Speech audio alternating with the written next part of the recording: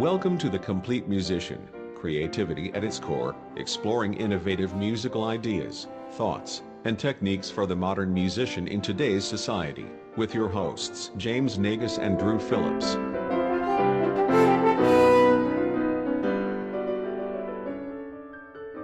Hey everybody, and welcome to another edition of The Complete Musician Podcast. I'm Drew. And I'm James. And we are thrilled that you're here to spend some more time with us and listen to what we have to say, whether it be planned or not. And that's what we do. We improvise sometimes, and other times we have a general idea of what we want our topic to be, and then we say, we'll just figure it out as we go along. Which is kind of what's happening today. And that's, a little bit. A little bit. We just knew we wanted to talk about music. Yeah. Because, this is a music podcast. Music is in the title of the podcast. And if you've listened to us before, we're really glad to welcome you back. And if you've never listened to us before, well, you'll get to know us pretty soon because we can be serious and we can talk about some stuff that's like really deep. Pedagogy. And then we can be not so serious. Yes. And just talk about things that we also enjoy. Not that we don't enjoy the other stuff. Right, but we certainly have an eclectic mix of things that we like to do on here. Again, our past listeners will know that we've been sportscasters before. Yes, the classic. Right. Yeah, the golf classic. And we also have a lot of unofficial sponsors. We do, quite a few. And if you didn't know, we recorded a Christmas album. Which, if you didn't know, you must go find out. Because it's good. It's really good. So anyway, you should go and listen to all that. But anyway, we're thrilled that you're here. So today, like James said, we're going to talk about music, but we're not really, we kind of talked about what the kind of music is we're talking about, but it's going to fit into some specific parameters, mostly about just what we're listening to right now. And also doing, like That's writing. True. So you want to start with, let's start with the writing. Let's start with what's something compositional, like original music that we've done recently. And so like for you, what's the most recent piece that you've either completed or working on or are really kind of happy with? Well, let me just compliment you on that beautiful segue because that was perfect and completely unplanned, more improvising. Well, I think mostly this summer, we know that this past summer I did a lot of like housey work kind of stuff, so there wasn't a ton of composing, but I recently wrote two things. One of them was last spring that you premiered, something for horn and piano. It was a pretty piece. Yeah, it was called Solemn Trails for Horn and Piano. Sometimes in this podcast we talk about the way we write pieces and like compositional stuff, but that's not today, so we're not going to do that. Go listen to previous stuff if you want to hear that. But I wrote this piece, and yeah, we premiered it last spring when I was a guest down at UGA, and it was really fun to write. I wrote it specifically for that moment, for us to premiere, because I wanted us to do something new. Yeah, new music is always good. It always not only is refreshing for the ears, but also it keeps you as a performer on your toes. And I know we had limited amount of rehearsal time, as in like one read through, I think. I'm pretty sure we read it like twice. I don't even remember us reading through it. I remember playing it on the concert. We probably, and in our read, we might have stopped 1,000 times because I screwed up the piano part. So it's very fresh music. But in that way, when you were writing this piece, did you have that in mind and try to keep things relatively easy and playable because you knew we didn't have time to really rehearse? Yeah, exactly what you said. I knew we wouldn't have a lot of time, so I tried to keep it pretty tame, both in the piano part, because I have a limit to what I can do. You're a virtuoso horn player, so you can do anything. But what? I wanted to. Nope. I wanted to keep it pretty tame there. Just, you're right. So for ease of playing, so you wouldn't have to stress out about like if I wrote 400, high B flats. I didn't want you to, I would not worry. play that. If you put a piece in front of me that had 400 high B flats or whatever you said, I'm looking to relieve anxiety from your life. So Thank you. so that piece. But it was slow and pretty sad sounding, actually. I think that was the first thing you said when you heard it was, this is really sad. It was a perfect title. Yeah. Solemn Trails. So anyway, we're not going to play like whole pieces for you, but here's a clip of what the piece sounds like from the premiere performance.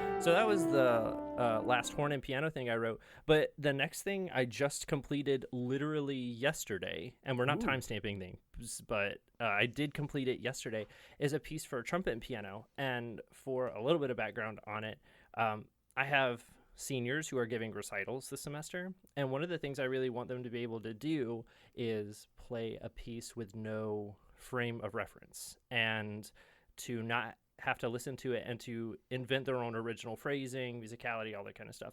And the best way I think to do that is if they do something original. So for my seniors, I write them a piece.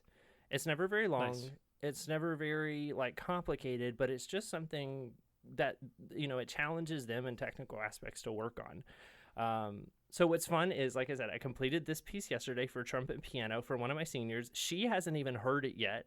It's my senior. Her name is Annie. And Annie is a great trumpet player, but Annie also has a side hustle. She does flowers for weddings. Nice. And she's really darn good at it. And she gets calls all the time. And she's great. So if you know Annie, hit her up if you're getting married, because she would really love your business. That's a nice shout out on the podcast. That was nice. Yeah. Just as a side note, Annie's business is called Annie's Blooms, and you can find it online at www.annies, ANNIES-blooms, BLOOMS.com. Go hit her up if you want some flowers for your wedding. Annie's like I said, a great trumpet player, and so I wanted to write her something. And since flowers are like her thing, I decided to call this piece Bloom for trumpet and piano. Nice. I was thinking you were going to call it Sad Passages, or maybe other ways of saying Solemn Trails. Oh, no. I was about to say, like, if I'm writing this for a senior, Trails. like, sad? Like, why would I write sad for a senior? That's, no, You don't want them to go. Yeah, that's true. I don't. But yeah, this piece, it's slow and pretty. And so, like I said, I literally finished it yesterday at home, and I don't have access to a grand piano at home or anything to really record except my little keyboard, which has lots of like clicky sounds. So I can't really record good stuff here, but I did manage to like export the MIDI of the piano part, and I played along with it transposed on horn. So I'm going to insert a little bit of a clip here of what some of it, just a few seconds of it sounds like. And we could go on for days about recording demos. That's podcast. a whole nother podcast. Yeah. That's a whole nother thing about the difficulty of that. Especially when you're dealing with MIDI, which has literally no emotion at all.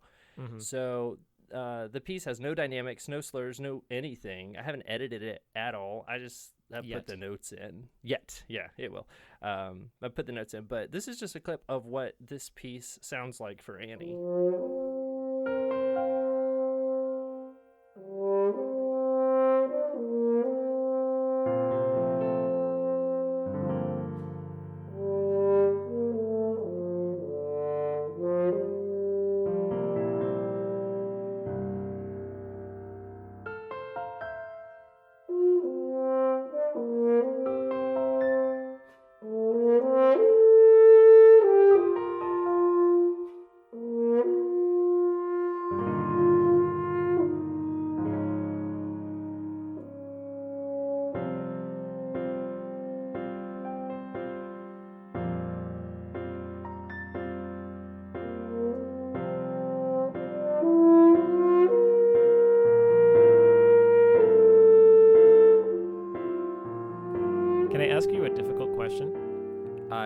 I say no, will you not? No, I'm still gonna ask it. Okay. I was gonna ask how you would describe this piece in 3 words. You said it was sad and pretty. How do you describe something pretty? Like, what musically makes it pretty? Did for I say you? this was sad? Or Oh, slow and pretty? Sorry. Okay, slow and pretty, yes. and pretty. I'm just stuck on the sad thing. I know. Like pretty. How is it pretty? Which I know is completely a subjective thing. Or is it? Okay, so pretty for me. Wait, your first question was describe this piece in 3 words? I was going to ask that, and then you basically did it. So. Okay. Slow and pretty. Pretty to me is the style is lyrical. Let's see. That is a really hard question. Why would you do that? Why would you put me on the spot like that? Okay, so pretty for me is also that the chords, the accompaniment to it is also very, especially in the piano, is like rolling, lots of rolling chords. It indicates pretty to me. The tempo is generally slower, or at least has a slower feel. That's kind of well. It's pretty to me. Also has a lot of like dissonances and release from dissonance. That to me makes me like pretty, because it always like it goes to a place that's like crunchy and then comes back from it and resolves. To me, that indicates pretty. I don't think like faster, more exciting music typically does that a lot. Right. But that's what, pretty music does. That's so shallow, but that's at least what I thought it's of. just, I don't know. It's sometimes interesting to think about that, especially if you're trying to write a piece that is pretty. What are the musical characteristics or qualities that make something pretty? Yeah, rhythmic, harmonic, all that kind of stuff. It's kind of cool to think about. Yeah, and this piece has, because it's like bloom, I thought of like a flower blooming, and so it has a lot of like rise throughout the harmonies. I used Lydian mode, of course. And of course, because Lydian mode rises. Every time we use Lydian mode, an angel gets its wings. Oh, there's a lot of angels up there with wings. That's especially just based off of what we've written. That's such a what's his name? Clarence the Angel of You. Aw, how Christmas time. I don't know who that is. It's a Wonderful Life. I've never seen it. Oh my gosh, you just quoted the line, whenever a bell rings, an angel gets its wings. You've never seen It's a Wonderful... I've never seen that quote in its context. No. I thought that was the main... Okay, well, we just found a deficiency in your movie knowledge, but that's for another podcast. There you go. Yeah, anyway, that'll be our Christmas podcast. So yeah, those are 2 of the things I've written and took way too long to explain. What's something you just did? I just drank a Mountain Dew. Okay, I'm drinking a sweet tea right now, but I mean, what's something musical you just did? Piece I just wrote. Well, I guess one of the more recent ones is a horn quartet, Sanguine Fall for 4 horns and piano. It's a instrumentation that I haven't done before, because I've done quartets, but I don't know. I was just inspired to add piano.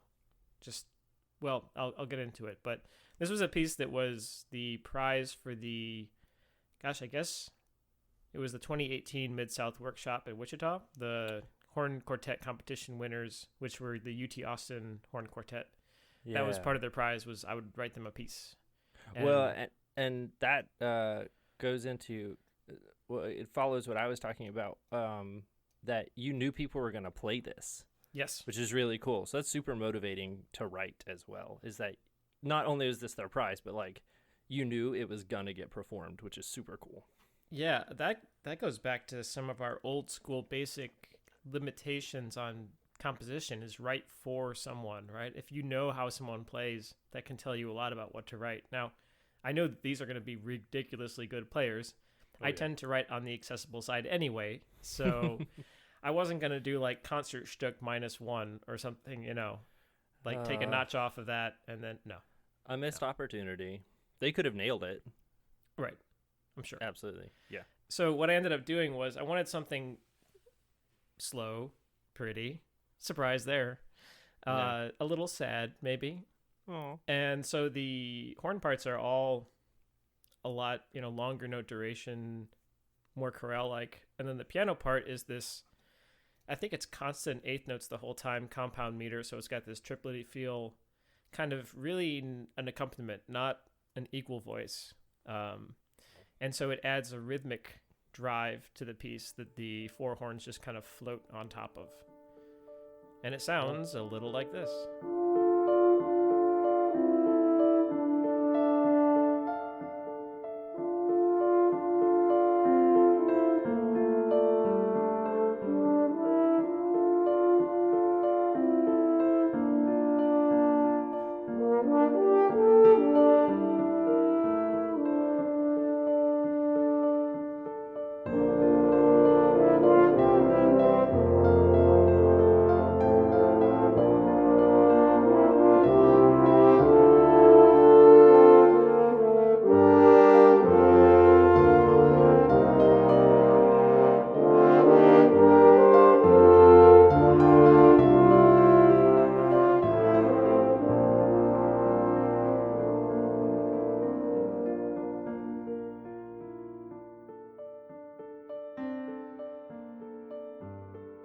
All right, now can I ask you a difficult question? Absolutely. See, I'm a good sport. Where did the title come from? It would be more fun if I did random band name generator, Yeah. but the Yeah, truth you get is something actually- silly like The Luck of Dreams. That's true, literally. The truth is not too far off. It's my usual go-to of if I don't find a good word in an aerospace thesaurus, I'll just go to a regular thesaurus, glossary. I'll Yeah. go to a regular thesaurus and type in a word that is similar to the emotion I want to evoke, and then find a much better word. So in this case, I forget which string of words I used, but sanguine, I had heard that from somewhere else as well. I just thought it was a really cool sounding word. And You want to then- know what it means? What's that? Did There's you- a few different meanings, but if you have it pulled up, Well, there are two.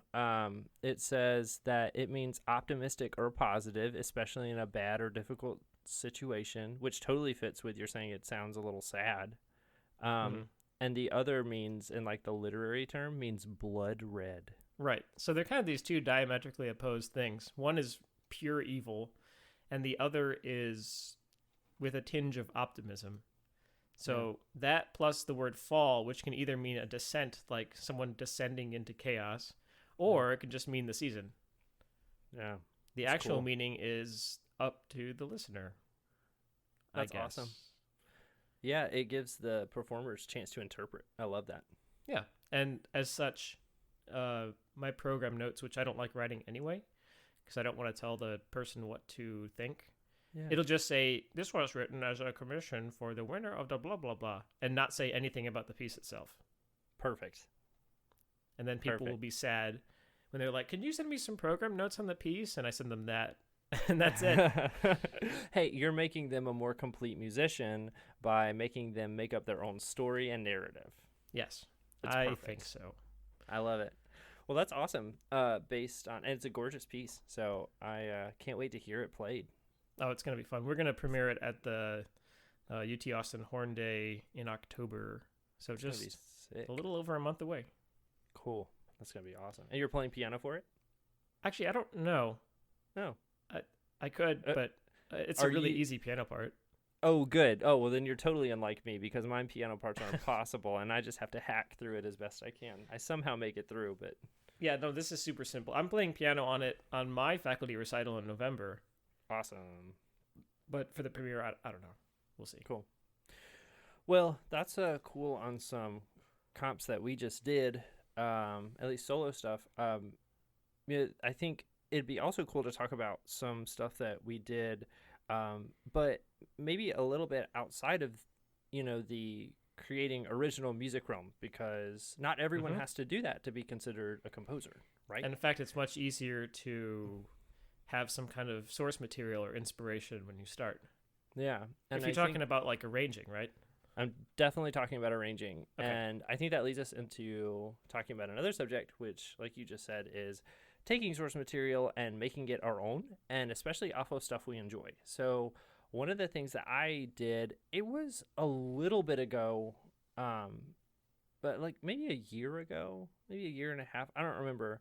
But if you know me, you know I love video games. Actually, if you know both of us, you know we both love video games. Of course. And one of our favorite franchises is the Zelda video series. Yeah, video Zelda. game That, the series. little green dude. That's Zelda, right? That's not Zelda. Zelda is the big guy with the red beard. That's him. Oh, okay. Sorry. Oh, sorry. His name's Jeff Agrell. My bad. Oh, Jeff. No, the Zelda Jeff, series. if you're listening to this, let us know that you are. And if we never hear from you, we're going to be very sad. Especially since we just made fun of you. We love you, Jeff. So the Zelda series, if you don't know anything about it, is about a little he's a little fairy creature, sort of.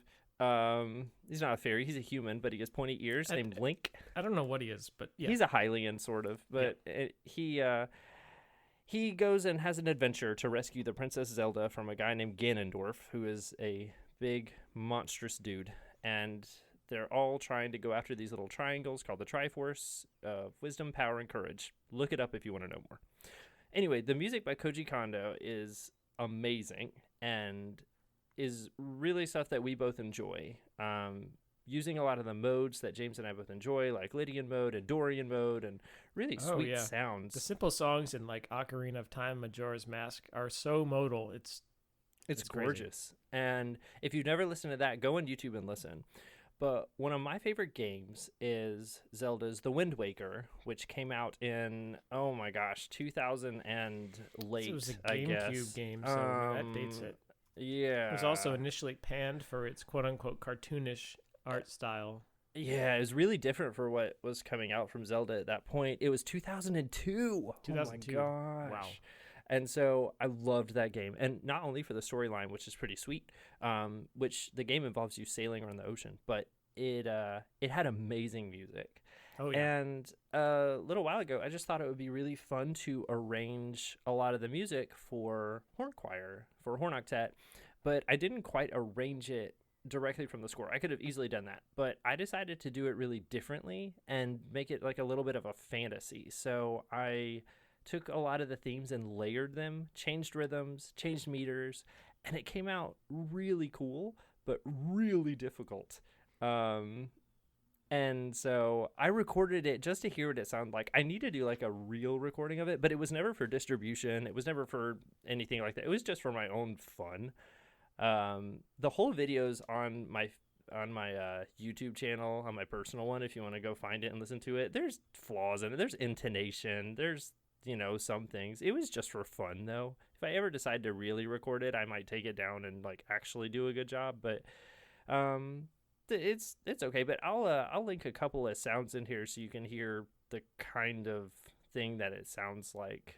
So this is just what the Wind Waker fantasy that I made sounds like.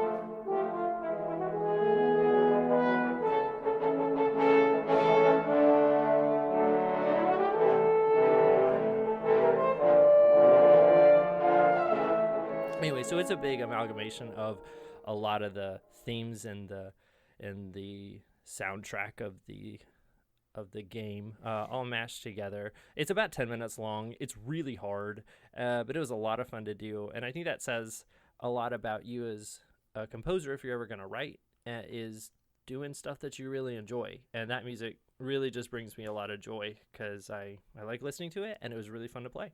Yeah, it sounds like it was a blast, both to arrange and then to record, if not difficult. But again, that's a different podcast about recording multi-track and all that stuff. For those that maybe have heard the word fantasy but in a musical context but aren't quite sure, would you say that a fantasy is like a medley but with a little bit more artistic liberty?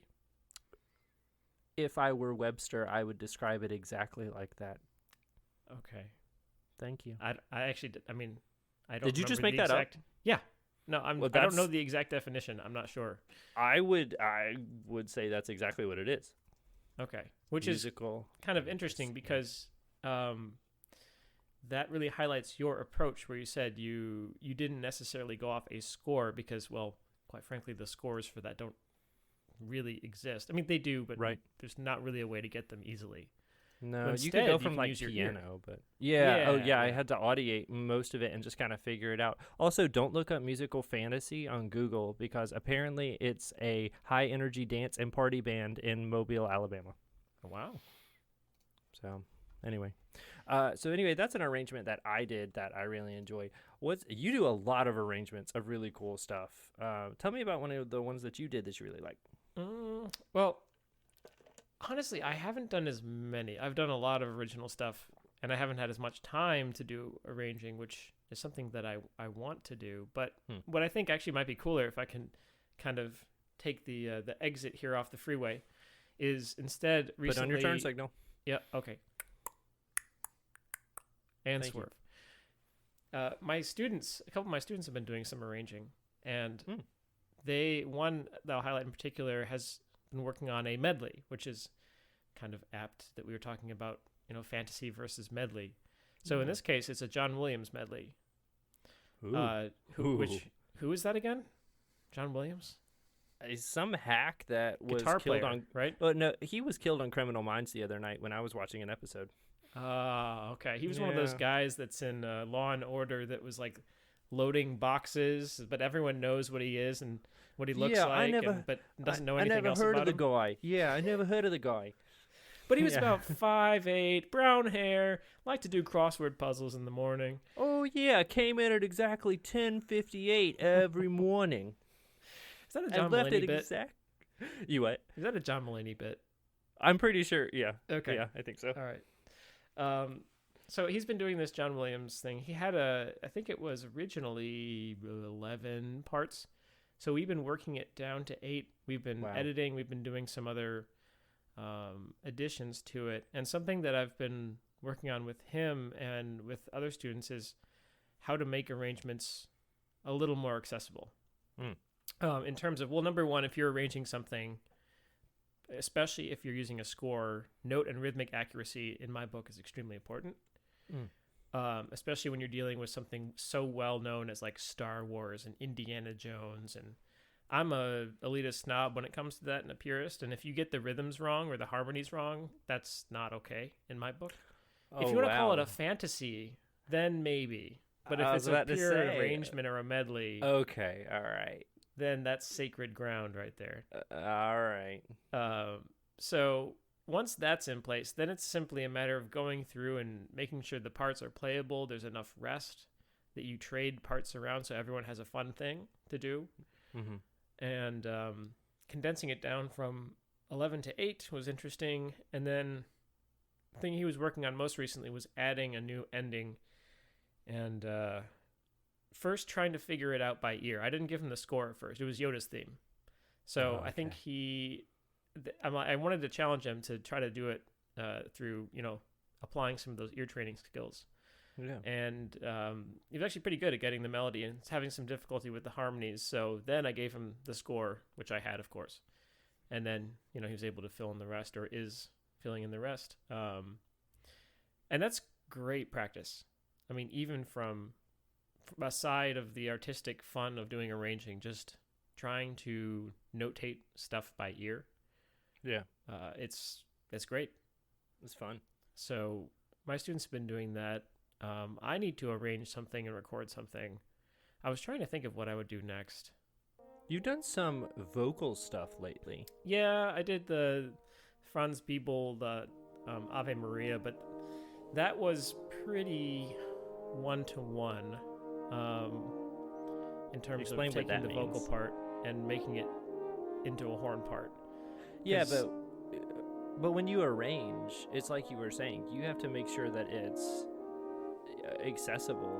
Right. I mean, you couldn't do exactly like the part. Like you had to make sure that it was in a good range and a good playing. You know, the people who would be playing this, since you're all about accessibility, you had to make sure it was in not everyone's, but most people's capability.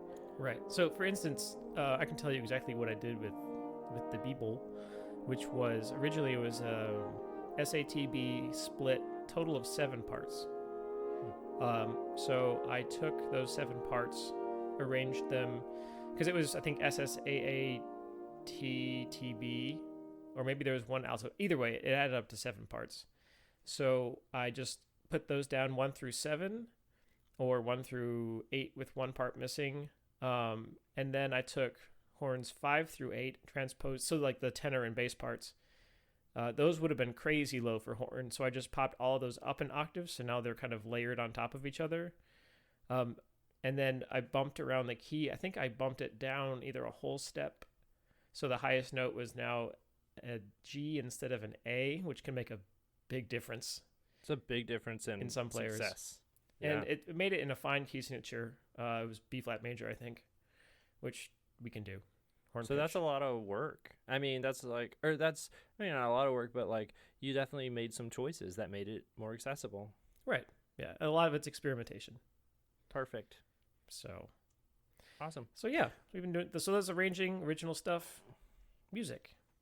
All right, so we have to offset the ego karma now because now we've talked about ourselves for way too long. Oh gosh, looking at the time, yeah, way too long. We need to hurry Way this too along. long. Okay, so we got to offset this. So now we have to talk about stuff that we're listening to that actually inspires us, but we didn't do it. Yep. Okay. So Oh, if wait, I'm going to you go don't go home after work and just put on a CD of your own music and bathe into your sonorous creativity. bathe in the glorious sounds of my speakers. Oh, just lay back in my lawn chair. No, I don't do that. I have a feeling that there were composers that would do that and just pat themselves on the back. just really, especially if they had gigantic arms and hands. Yeah, that is, Liszt must have been Liszt. Liszt. Oh man, just really, yeah, he must have patted himself a lot. No, I don't do that. Although I will say that like lately, I've been looking for some new music to play. Because I mean, we love new music, that's no secret, but I've been trying to find and like to find things that have been written. I mean, we play each other's stuff a bit, but That's like because to we're find contractually stuff. obligated to. It's true, and if you don't, then you're fed to sharks. Is part of the contract. That's the buy-in in the Cor Moto Horn Duo. So you have to sign that contract. So I'm trying to find stuff that is really cool that I enjoy listening to, but also inspires me to want to learn it, because there's certainly cool stuff out there that is really neat to listen to, but I know I'm not going to play. You know what I mean? Mm-hmm. So I like finding stuff that I really want to play and makes me want to learn it. The other thing about finding new music is that if I don't enjoy listening to it, I'm never going to play it. Right. Like exactly. I'm at that point in my life in which if I don't enjoy listening, or I don't think an audience will enjoy listening to it, I am not going to program it, because Right. I just And I don't mean, do it. for our students, I think we'd like to, if possible, give them good music. But there are certainly some pieces that are really good educational pieces. You know, things that you play because they're important for the repertoire and because they teach things. But at the end of the day, playing good music is what it's all about. Right. I mean, my trumpet players have to learn to play Haydn. Even if they don't want to play Haydn, it doesn't matter. Like, they've got to. Mm-hmm. And we have to learn Beethoven Sonata, but even if we don't ever want to perform it. It's Just the second something movement. I'm just going to more. put the second movement on a recital sometime. Will that take up a lot of time? Yeah. A whole 45 seconds. Wow. I was going to do it quick too. So Oh, really? Ooh, I was trying to get pick it up that under tempo. sub 30. I was going to You speed would- run it. Make sure you know the shortcuts. Make sure you know the control. Up, Yeah. up, down, down, Z's, any whatever. You don't know the Konami code? Yes, I do. I Okay, just fine. can't remember exactly what it is. See, we're video game nerds. So one of the pieces that I found that inspires me to play that I can't play here, of course, like there's no clips we can do because at this point, like we don't own this music. But one of the things that I recently found that I really, really love is by Elizabeth Rom, who's a Canadian composer. And she wrote this piece for horn and orchestra called Sherwood Legend. Oh, wow. Oh, And- yeah. I think I sent you the Yeah. YouTube video Oh, it's recordings. Oh my gosh, epic sounds, like super epic. And I can find one recording. That's it. Like Mhm. I found one, and so I immediately ordered it. I'm gonna link it in the bottom of this podcast so you can go listen to it. But it's 3 movements of like super epic music. Great orchestra part, great horn part. It really it makes me think of Zelda, honestly. Like it makes me think of that music because it kind of goes along the like Robin Hood kind of adventuring type, which is totally my brand, and it is super epic. Yeah, it was written for a specific Canadian horn player, Kurt Kellen of the Calgary Philharmonic Orchestra.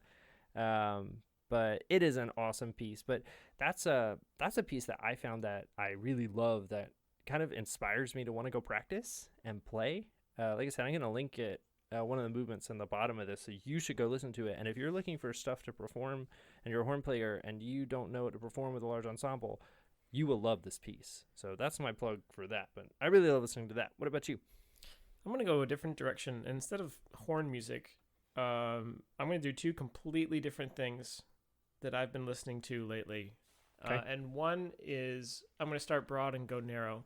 One is the music of Michael Kamen, which is very, again, Cool. it's quite coincidental that you mentioned like Robin Hood, since he did a Yeah. score for Yeah. and just all of his music, but specifically his concerto for saxophone. Now I know. Stay with me here. It's Okay, amazing. I'm losing interest. Okay. It's really good, and Okay. it has a certain, I don't know, simplistic character to it. That it's just one of those pieces you listen to it, you go, why didn't I think of that? Just in the way that he orchestrates, the way that he uses harmony, the melodic line, it's so uplifting and it's so good. And it was actually our good friend Wayne Liu who introduced it to me, and if I ever need a boost, I just listen to that piece. Cool. And then on the other side of things, just completely different. It's just some music I've been listening to lately. Sometimes I'll get on a kick, like a prog rock kick, or like not quite heavy metal, but I don't know. There's so many subgenres at that point that it's like so descript in terms of, this is like second wave punk thrash double bit. I don't even know. Anyway, there's a group called Animals as Leaders, which is kind of Dream Theater like. It's Okay. I call it musical ADD because of the stylisticness of how they change meters every bar. Well, It's like a 7/8 followed by a 5/16 followed by 3/4 followed by. It just keeps me interested. After listening to Mozart, this is like the complete opposite. And I just find it intriguing. It keeps my brain active from just shutting down, trying to find the pattern, trying to anticipate where it's going. And that's awesome. I just think that's kind of cool. Well, I'm going to follow you on that one, and I'm going to tack onto it because you just went like pop music, right? Like you went to more contemporary. Yeah, sure. Oh, okay. Well, those are 2 different genres of music. Right, Pop, right. contemporary. But okay, with the last one. Okay, so commercially, whatever. There you go. Commercial music. There you go. Well, if we're talking about commercial music, that's true. But if we're talking about commercial music, and if you really wanted to get us to know us a little better, and I'm going to put you on the spot because I'm going to ask you to name something in a second, so think about it. But I'll say another thing that I listen to that is completely outside of the realm of classical music is I like listening to if you look at my iPhone and you look at my playlist, a lot of what you'll see is albums from the really early 2000s. So what I Nice. really enjoy listening to, even if I'm at like the gym or if I'm just in my car listening to stuff, what I like really listening to is like an artist who does a lot of things with either just piano or just acoustic, like that kind of stuff. And even if they're popular, like for example, one of the albums I have on my phone that I listen to almost all the time, like if I'm at, I'll name 3 albums, and it's one of these I'm listening to all the time at the gym because I really like them. If you stop me, one of them is Gavin DeGraw. I really like his Chariot album. Nice. It's really good. First of all, I think his voice is really good, but also his music is just, I really like his lyrics. And the fact that it's simple. It's really simple sounding. Like it's cool. And that came out in 2003. The other one I really like, which is a little bit less acoustic or just piano or something simple sounding, is you may really judge me, but it's alternative, but I really like Switchfoot. That's some people really judge me for that. I don't know who that is. Oh, okay. Well, they're an So I alternative will band. not judge you. Okay, good. In fact, Well, you can they're an judge me for alternative not band. knowing. All right. Well, their album, The Beautiful Letdown, is one of my favorite albums of all time. I really like that whole album. And the other one, which I'm pretty sure you know of, is Jason Mraz. Mhm. And that's my wife actually introduced me to him mostly. But his whole album that he released in 2008 of We Sing, We Dance, and We Steal Things is one of my favorite albums. I listen to it all the time. But those 3 albums I really, really love. And a lot of times when I'm not sure what to listen to and I really don't want to listen to classical music, like I'll turn on something like that to just kind of clear the palette and from classical stuff that we do. And that's just kind of an insight into me, but that's kind of music I really enjoy. It's important to have those types of music. Those, like you said, the head clearers, the palate cleansers. And also, it's amazing what inspiration you'll find from music like that you can use in your own original stuff. All right, now tell me about something that you listen to. What do you mean? I just did. Okay, tell me about something more commercially available that you listen to.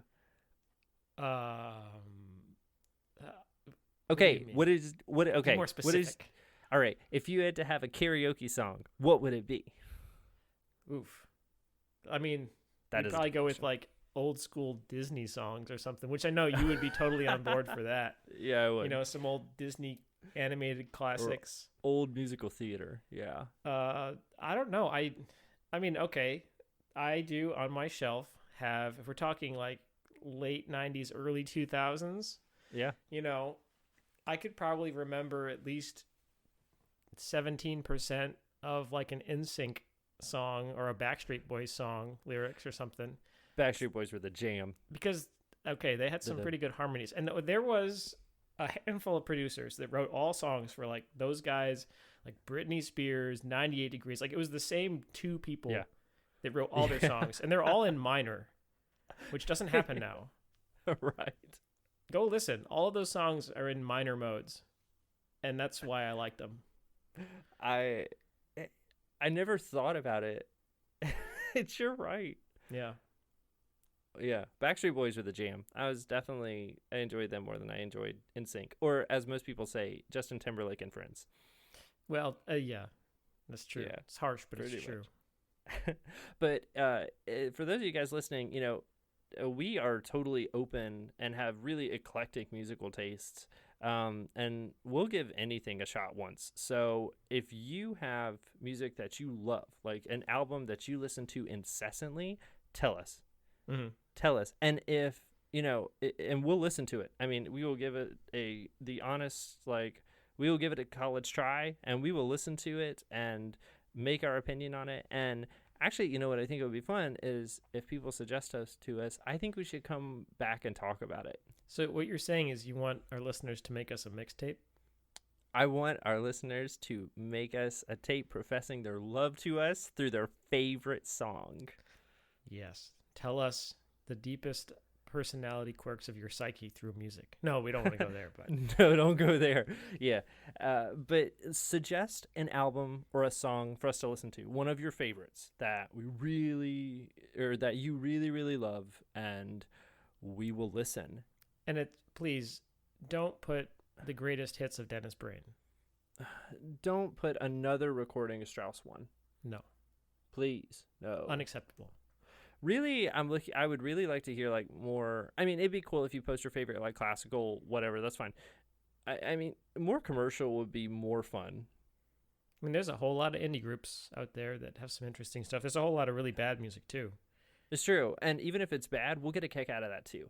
Yeah. So, or like give us some like unknown hair metal band or something like that. You know, some old school rock maybe. That would be awesome. So comment your favorite album or song below, and or let us know. Email us,